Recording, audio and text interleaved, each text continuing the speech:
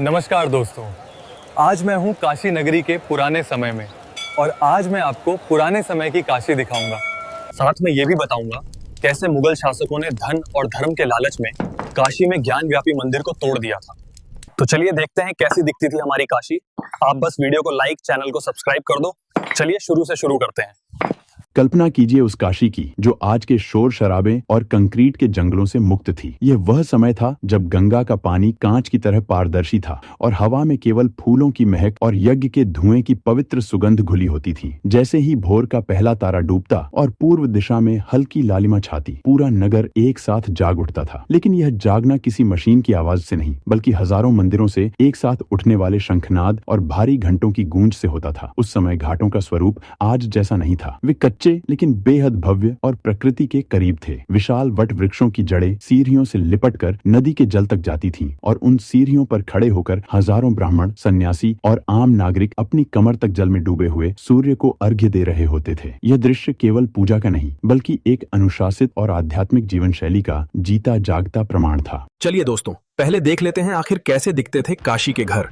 Last में नगर को कैसे लूटा गया ये दिखाएंगे। उस युग के नगर नियोजन को देखकर आज का आधुनिक विज्ञान भी नतमस्तक हो जाए। काशी की गलियां आज की तरह संकरी तो थीं, लेकिन वे बेहद व्यवस्थित और स्वच्छ थीं। हर घर एक कलाकृति जैसा लगता था। मकानों का निर्माण नागर शैली और स्थानीय वास्तुकला के मिश्रण से होता था। घरों के द्वार पर भारी लकड़ी की नक्काशी होती थी और दीवारों पर गेरू और प्राकृतिक रंगों से मांगलिक चिन्ह बनाए जाते थे। सबसे खास बात यह थी कि उस समय शहर में कहीं भी कूड़ा या गंदगी का नामो निशान नहीं था। नालियों की व्यवस्था भूमिगत थी और हर घर के आंगन में तुलसी का पौधा और एक छोटा मंदिर अनिवार्य रूप से होता था। यह वह दौर था जब अतिथि को भगवान माना जाता था और हर द्वार राहगीरों के लिए खुला रहता था। गलियों में चलते हुए आपको केवल खड़ाओं की खटखट और संस्कृत में हो रहे मंत्रोच्चार की ध्वनि सुनाई देती थी। यहाँ का कोलाहल भी संगीत जैसा लगता था।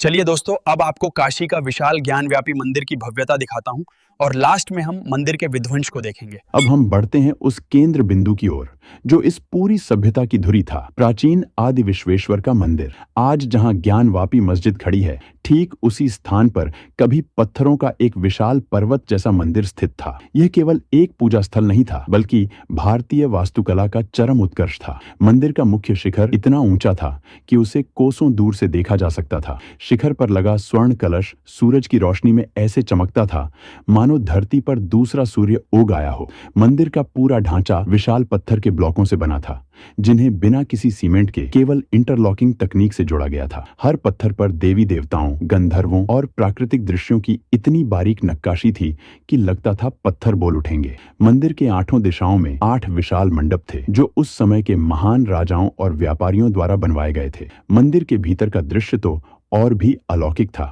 जैसे ही आप विशाल सिंहद्वार से प्रवेश करते, आपके सामने एक विशाल नंदी मंडप होता था। यहाँ विराजमान नंदी की विशाल प्रतिमा, जो आज भी उसी दिशा में देख रही है, उस समय एक भव्य छत के नीचे थी। गर्भगृह तक जाने वाला रास्ता अंधेरा नहीं, बल्कि हजारों रत्न से जड़े दीपकों की रोशनी से जगमगाता था। गर्भगृह के भीतर स्वयंभू ज्योतिर्लिंग स्थापित था, जो एक पन्ने या स्फटिक की तरह चमकता था। कहा जाता है कि उस शिवलिंग के स्पर्श मात्र से शरीर में एक विद्युत प्रवाह दौड़ जाता था। मंदिर परिसर इतना विशाल था कि वहां एक साथ हजारों भक्त खड़े हो सकते थे। वहां दिन रात वेद पाठ चलता रहता था और हर हर महादेव का उद्घोष इतना प्रचंड होता था कि मंदिर के विशाल खंभे भी कंपन करने लगते थे। यह वह स्थान था जहां राजा और रंक का भेद मिट जाता था। सब केवल शिव के भक्त होते थे। दोस्तों, काशी पर मुगल आक्रमण और मंदिर में लूटपाट को दिखाने से पहले काशी में धर्म के अलावा क्या क्या होता था, आइए देखते हैं। लेकिन काशी केवल धर्म का केंद्र नहीं थी। यह उस समय पूरी दुनिया का सबसे बड़ा ज्ञान का केंद्र थी। इसे सर्व विद्या की राजधानी कहा जाता था। उस समय यहाँ आज जैसे स्कूल कॉलेज नहीं थे, बल्कि गुरु शिष्य परंपरा वाले गुरुकुल और मठ थे। मंदिर के प्रांगण में, घाटों के किनारे और बड़े उद्यानों में बरगद के पेड़ों के नीचे कक्षाएं चलती थीं। शास्त्रार्थ यानी बौद्धिक बहस उस समय का सबसे बड़ा मनोरंजन और परीक्षा होती थी। विद्वान आपस में तर्क वितर्क करते थे और जीतने वाले को शहर में हाथी पर बैठाकर घुमाया जाता था। आर्थिक दृष्टि से भी यह युग अत्यंत संपन्न था। बनारस की गलियों में रेशम और मलमल का ऐसा कारोबार होता था जिसकी चर्चा रोम और चीन तक थी। उस समय के जुलाहे असली सोने और चांदी के तारों से साड़ियां बुनते थे, जिन्हें किमखाब कहा जाता था। गंगा नदी व्यापार का मुख्य राजमार्ग थी। बड़ी बड़ी मयूरपंखी नावें जो बंगाल और बिहार से अनाज, मसाले, हाथी दांत और रत्न लेकर आती थीं। घाटों पर लंगर डालती थीं। बाजारों में मुद्रा के रूप में सोने और चांदी के सिक्कों का चलन था। आइए दोस्तों, आखिरी अंक में देखते हैं आखिर कैसे काशी में मंदिर को तोड़ा गया। और ऐसे ही वीडियो के लिए लाइक और चैनल सब्सक्राइब कर दो।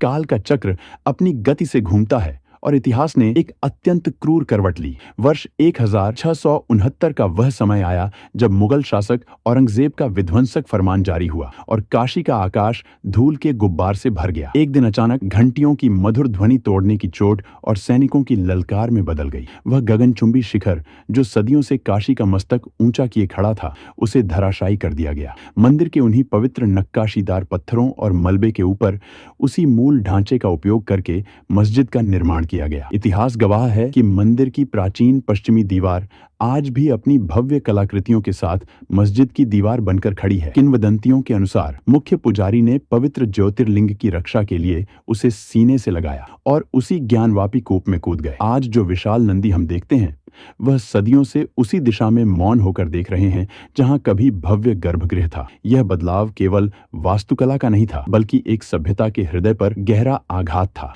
लेकिन पत्थर टूट सकते हैं, इमारतें बदल सकती हैं, पर काशी की वह अनंत ऊर्जा और शिव के प्रति वह विश्वास आज भी उसी स्थान पर जीवित है।